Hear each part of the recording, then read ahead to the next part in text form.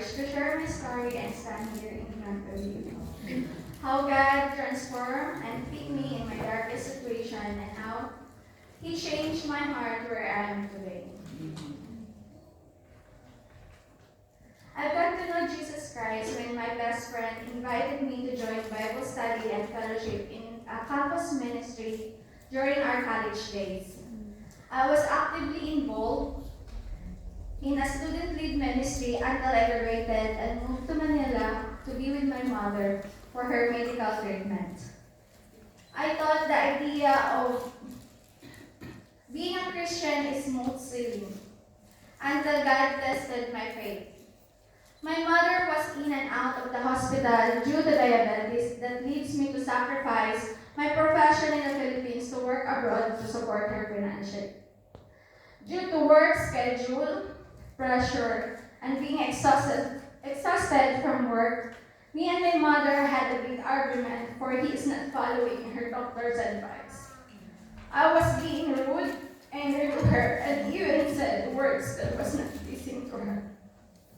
Yes, it is my first time that she heard me to let out my disappointment and frustration towards her. That I don't want to even call or even talk to her.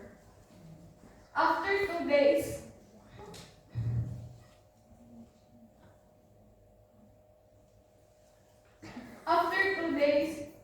I got a receipt, a message from my brother that she was in ICU and comatose due to blood clot in her brain, cause of hypertension and complicated diabetes. For he has a little chance to survive because of her age and conditions. I was stunned and devastated because I don't know what to say and to do. I rushed up to book a flight going back home, hoping that I could be able to see my mother and I could say sorry personally to her.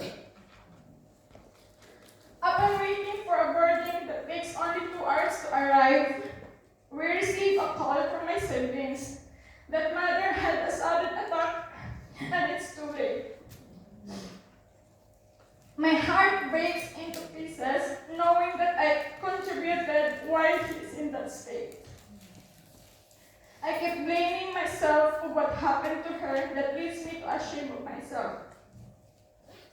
I lost my faith and trust and doubted God for not granting my request, knowing that my only prayer is that a little bit of time to be with her. With those unforgiveness and hatred towards myself, I walk away and rebel against him. I keep the pain within me and unable to speak or share it to others, thinking of their judgment. To be able to ace the pain that I had, I tried myself to cover it up, escaping on it, and even keeping myself busy doing useless things to relieve the guilt. I thought as the years passed, I could have it and overcome it myself. From those years, I allowed myself isolated and distant. I built up walls to people until my over contract ended that I needed to come here in Barcelona. God moves in unexpected ways when my working permit in Sweden was not approved and I needed to stay permanently here, leaving of no choice. I felt there's something missing within me that leads me to this church. It slowly touches my heart as I attended the service and fellowship with others.